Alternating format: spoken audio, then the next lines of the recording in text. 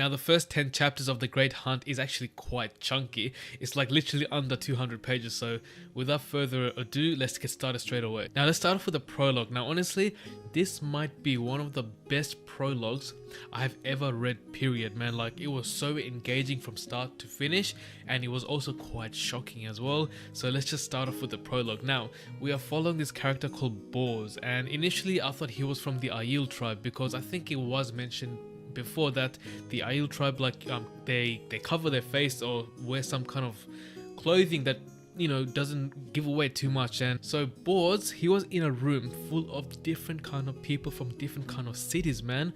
Like people from Ilion, people from the Tear, people from Shania. That's where Rand and everyone's at right now, so that's interesting. We'll get to that later. And then the big reveal. All of these people were summoned by the Dark One. Every one of these people were dark friends. So, and the crazy thing about this part, right, we have people who has like high ranks in different cities, and the most shocking part was two of them were Aes Sedai. There were two females fully cloaked up, so we didn't know who they were. We don't know which Aja they're from, but they had that Aes Sedai ring, and honestly, I think I might know who they are. We will leave that to the predictions part, because we do end up meeting some Aes Sedai in these 10 chapters, and two of them especially tells me that these are working for the Dark One. They are what do you call it, the Black Aja, maybe I'm not sure. Maybe what if they are the Black Aja? Maybe that's how they go by, you know, dark friends that's undercover in the Aes Sedai. So that's pretty interesting. So anyway, then Ba-Al-Zamon comes back, man. He comes back with some Trollocs and Myrddraals, and Ba-Al-Zamon pretty much tells all of these dark friends that he gives every single person a different task. And the task he gave to Bors, the character we were following in this prologue, was to spy on like the Emmons Fielders, right, the three boys in specific. So I think that's what he was given.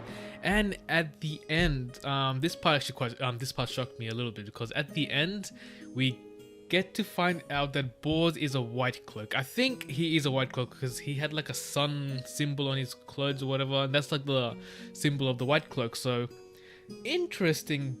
A dark friend who is a white cloak who is like the furthest away you can get from the Dark One, and he's a dark friend, which is, damn, this actually changes a lot of things. Like, it opens up so many new possibilities. Like, you can't trust anyone at this point. Like, wow, what if some people that we already know are like dark friends, like some people you would never think about? So yeah, man, what a prologue. What a prologue. Back to Faldara, back in Shania, where Rand and Matt and everyone else is at.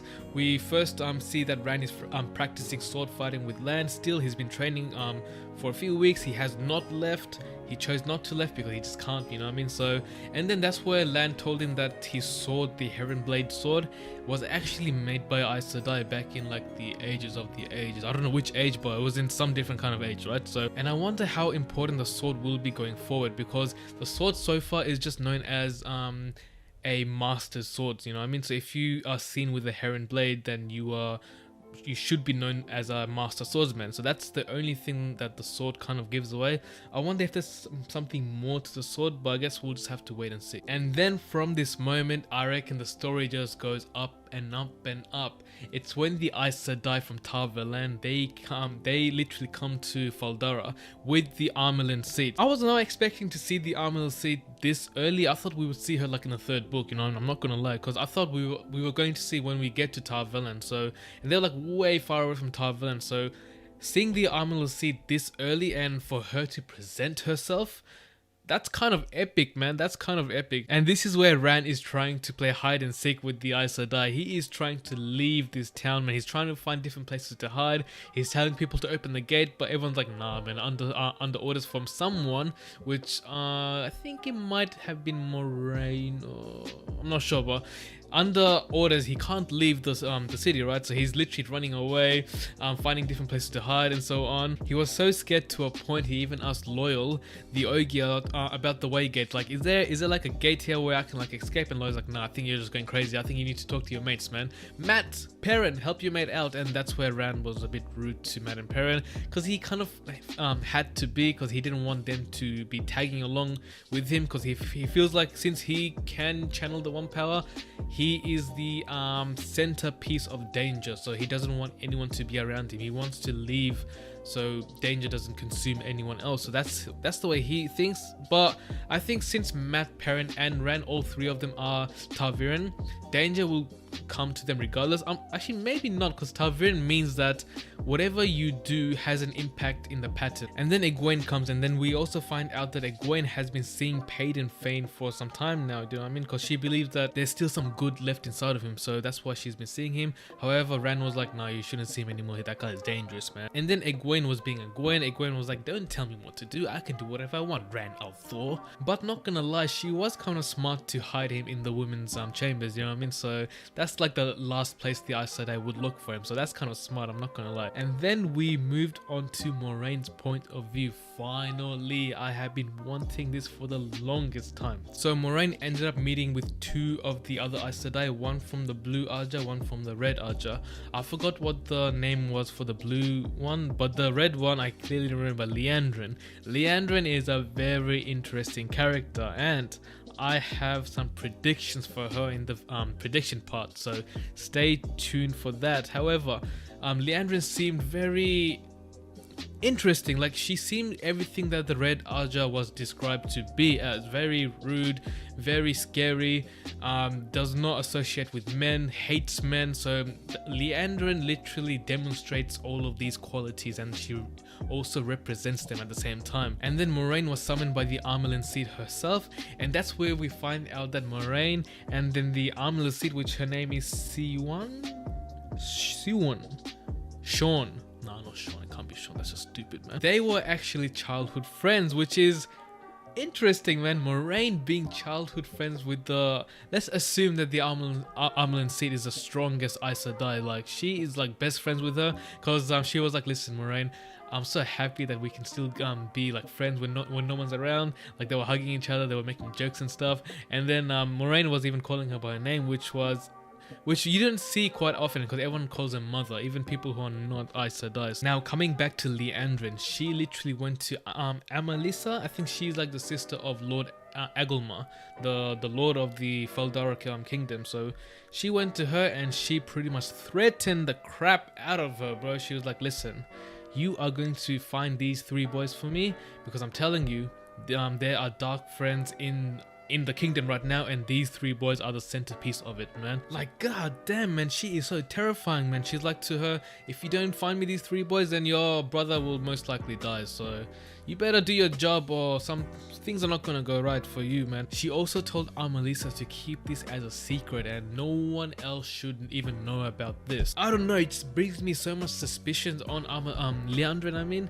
And bro, like, trust me, bro, I just know something about Liandrin. We'll leave that for the predictions, but we have to. Now, coming back to Rand's point of view, Rand woke up with Nynaeve doing some knitting, and they were having a conversation, and then out of nowhere, Rand named the Dark One's name, and then Nynaeve was pissed off, and Rand was like, don't worry, man, I killed him, I know I killed him, man. But he didn't technically kill the Dark One, he killed Baal Zaman, but then Baal Zaman was in the prologue, so it doesn't make sense, he's not dead. So, and then literally after he named the Dark One, bells rang. Like, it's actually a real thing. If you name the Dark One, bad things will happen. So once the bell rang, we get to find out that the city is under attack by Trollocs and Myrddraals, man. And then Rand remembered that Egwene was in the cell, like Egwene was in danger, so he had to get to Egwene. While he was on the run, he saw a Myrddraal, and yo, I'm not gonna lie, Ingtar, I love this guy's character, bro. He's like, don't worry, Rand, I will take this murderer 1v1. You go to your girl right now. This is mine, bro. This is my battle, bro. I love this guy, bro. Ingta, you have my respect, my brother, man. And then when Rand was going down the cell, he came across this script that was like in blood, I think, or maybe it was just drawn on the wall. It said something like, "We will meet again," and it was literally directed at Rand because it said Althor at the end.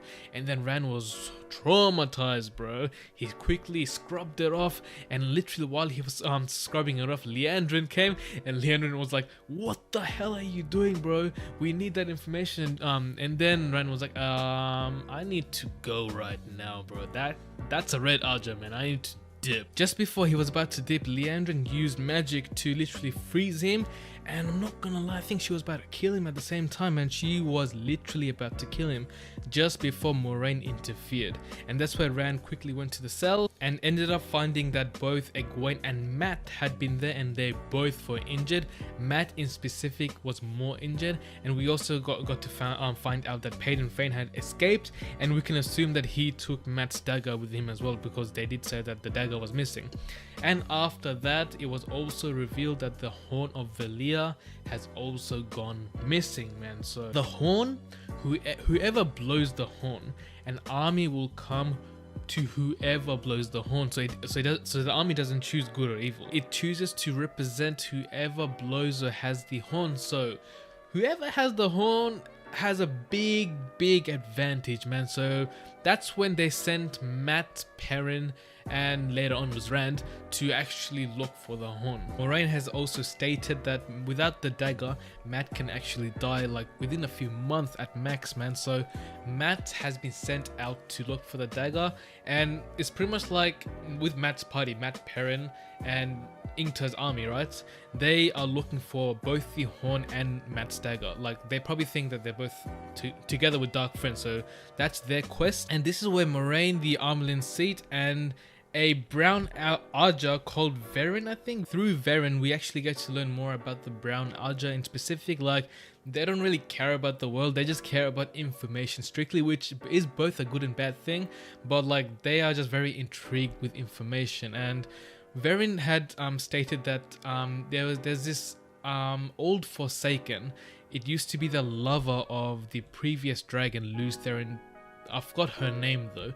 I think it starts with a V, but you guys know who I'm talking about, yeah? So Verin said that Forsaken, the dragon's old lover, is actually going to make a return, which is huge apparently. It's a very big deal, which actually kind of brings out some stress within Moraine and the Amyrlin herself. So interesting. And we also know that Verin knows about Rand using the one power. Like, she knows about Rand, which brings a lot of suspicious in my mind right now. Verin, I will leave you to the predictions part. You are very interesting. After that, Rand had been summoned to the Amyrlin herself, and literally this is the first thing the Amyrlin says. Not really, but it feels like it.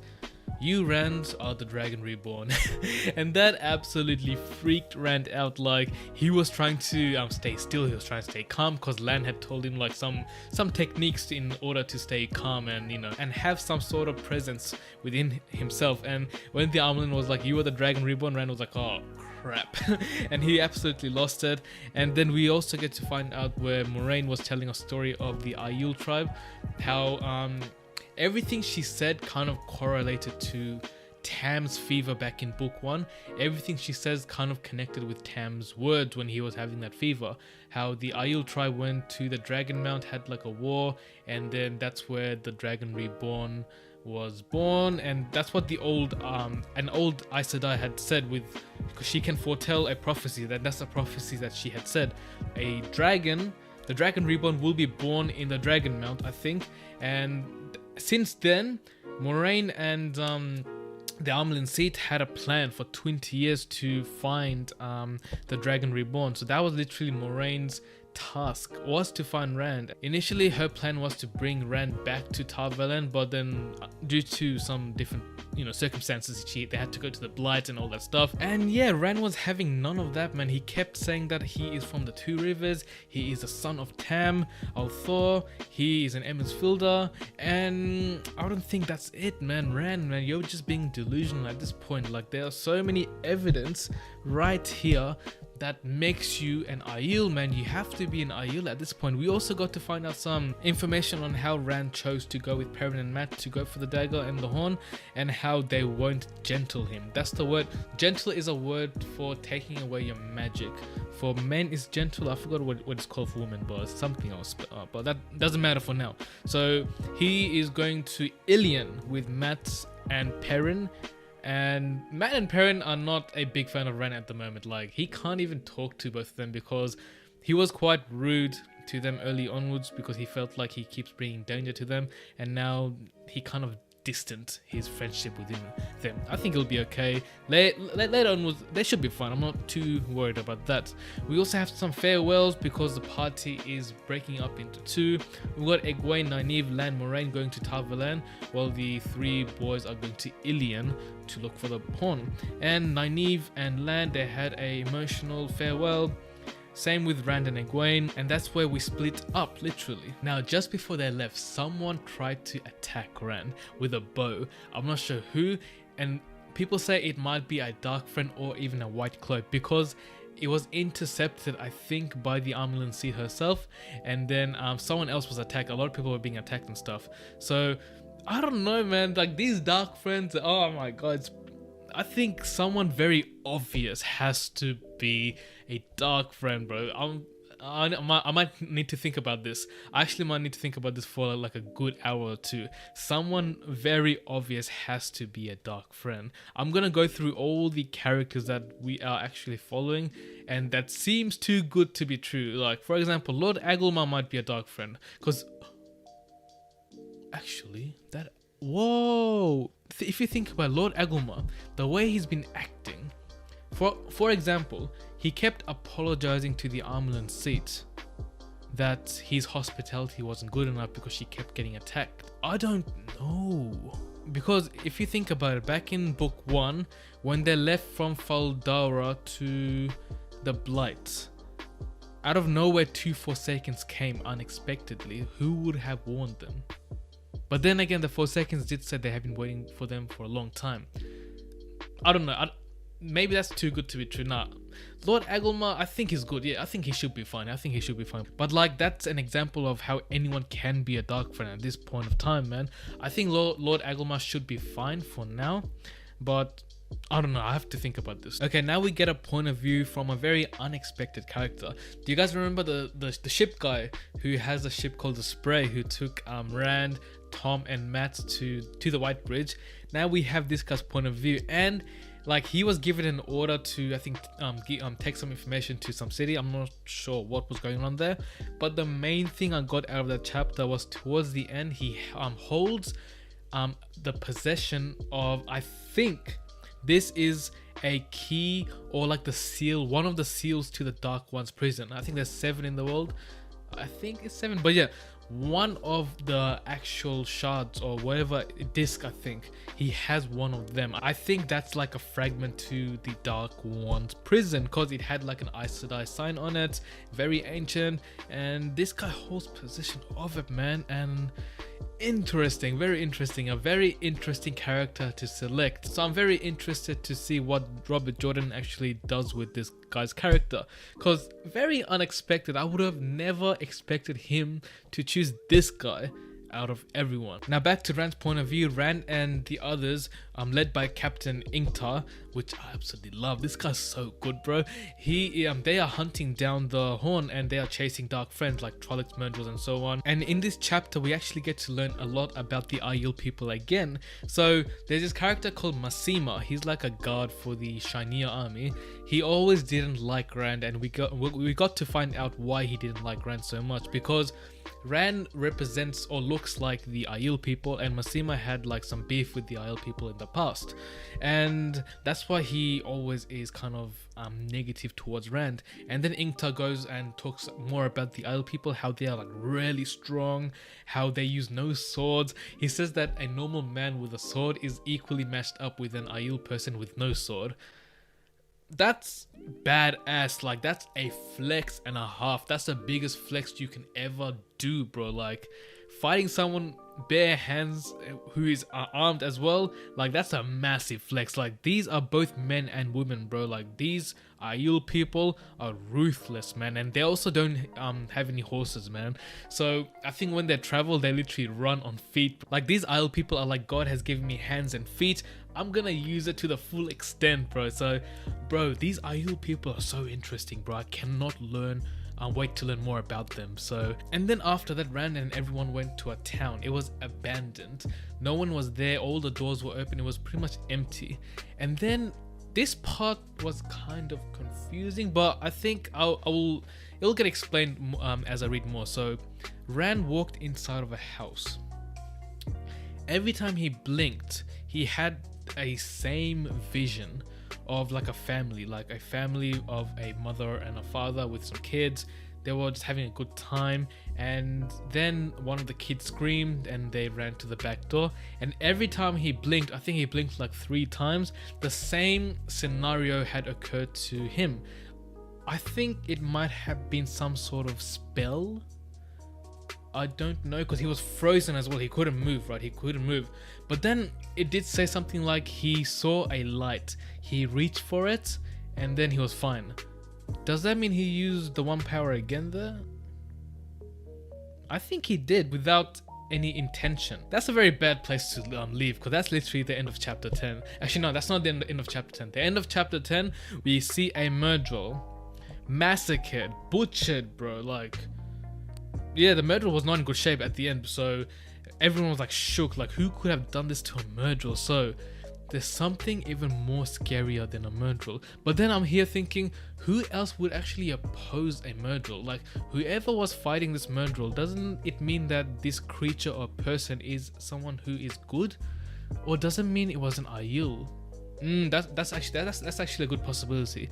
And since Aiel people are described as being fearless and strong, I think an Aiel is a good match for a Myrddraal, and maybe an Aiel had been here. But then Aiel are also known as to be people to themselves, so why would they be in such a place? I'm very interested to learn more about the Aiel's community, how they live, what they do, where they live, the location they live. I have no clue, so interesting. And that concludes the first 10 chapters of The Great Hunt. It was very chunky. It was under 200 pages, so wow, and it was a very good experience, man. Anyway, time to move on to the predictions, and in this prediction area I only have one prediction. However, yo, I have been dying to share these predictions with you guys, bro. I think, let's go back to the prologue. The prologue, Bors was like, he saw 2 Aes Sedai, and they were obviously covered, right? But we know that they're Aes Sedai, yeah? Now, I think I know who these Aes Sedai are, bro. Number 1 suspect, Liandrin. Liandrin, I think, has to be one of those 2. Just the way she acts, the way she's suspicious, like she was about to kill Rand. I think she was not going to kill Rand. She was probably trying to get him unconscious or something. She was trying to do something, I think. But Liandrin, I think she is a suspect, because every time Moraine looks at her, in her mind, she's like, what is this girl up to? Like, what is she up to? She's planning something. She definitely has a plan. So I think Liandrin is a darkfriend. Number 2, my second suspect, Verin. That might be a shock, because Verin doesn't seem like evil. She's always energetic. She is very passionate to what she represents. However, how the hell did she know that Rand could channel the One Power? Even Moraine didn't know until Rand had told her. So, the only other person that knows that Rand can channel the One Power is Baal-Zamon, because when Rand was fighting Baal-Zamon in the first book, he used the One Power to defeat Baal-Zamon. and Ba-Alzamon is not dead, as he was there in the prologue, and he must have told Verin while he was talking to everyone in the head that Ran can use the One Power. So Verin is like putting up a persona at the moment, like she's trying to get the trust of the Amyrlin and Moraine, and Moraine also does not completely trust Verin. So I think that she is a darkfriend, and I think that she was one of those people in the prologue as well. Interesting, a brown Archer. And Verin, like I said, she doesn't give that vibe that she is like evil. Like for example, Liandrin clearly gives that vibe that she is kind of evil, do you know what I mean? So it's kind of more safe to assume that she is a darkfriend over Verin. But like I always ask myself this question, how does she know that Rand uses the One Power? It just makes sense that she has to be a darkfriend. So I don't know, man. I can't wait to find out who those two Aes Sedai were. Honestly, I think Verin has a higher possibility to be evil over Liandrin. I'm not even lying, bro. Like, yeah, it's crazy. It's actually crazy, man. So that's my prediction for this video. That's the only prediction I have, and I think is very interesting as well. I also made a prediction throughout this video how Lord Agumar can be a darkfriend, but I think I had a change of mind. But maybe it can be, I'm not sure, but I guess we'll have to wait and see. You guys told me how the Great Hunt, it gets better from the Eye of the World, and so far it has not disappointed, and I cannot wait to read more. Now for future plans on this book, I'm planning to do 10 chapters for part 1, 15 chapters for part 2, because I feel like the later chapters are shorter, 15 chapters for part 3, and then the last part will contain 10 chapters, which totals up to 50 chapters, which is the total of the book. So there might be 4 parts to the Great Hunt, so that's just an update for you guys. And yeah, so far very exciting, and I cannot wait to find out more, especially about the Aiel tribe. That tribe has me intrigued to the max. It's like back in book 1 when I was like, yo, I can't wait to find more about the Aes Sedai and Tar Valon. But I think the Aiel people has kind of overthrown the Aes Sedai and Tar Valon. I think like I'm most interested to learn about the Aiel people more right now. Anyway, that's going to be it for the first part. Thank you again for 500 subscribers. The Wheel of Time community is truly spectacular. Like, thank you again. And if you guys are here, make sure to subscribe down below. It's going to be an epic journey, so I would love you guys to follow along. And if you guys like this video, make sure to give me a massive like, share down your comments below. I love engaging with you guys, so please do share your comments down below. And until then, I will see you guys next week. Take care now. Bye.